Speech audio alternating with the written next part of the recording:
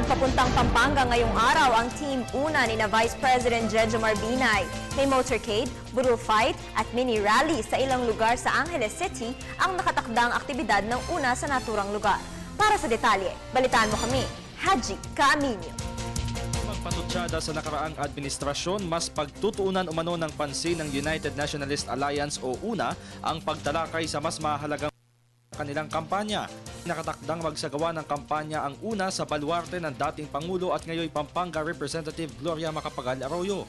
Ang lalawigan ng Pampanga ang unang sasadyain ng group sorties ngayong linggo.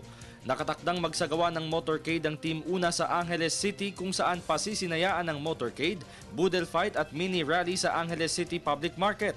Tutuloy naman ng grupo sa Mabalacat City, didiretso ng bayan ng Magalang at saka ihuhuli ang lungsod ng San Fernando na siyang capital city ng Pampanga at regional center sa Central Luzon. Una nang inihayag ng senatorial candidate na si San Juan Representative J.V. Ejercito na tututukan nila sa kampanya ang pagtalakay sa iba't ibang issue na kailangang malaman ng mga botante at ng publiko.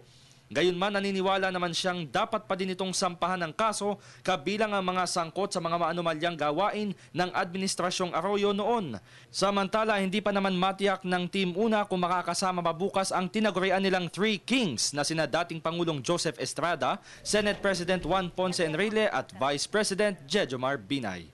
Para sa Telebisyon ng Bayan, Haji Caaminio.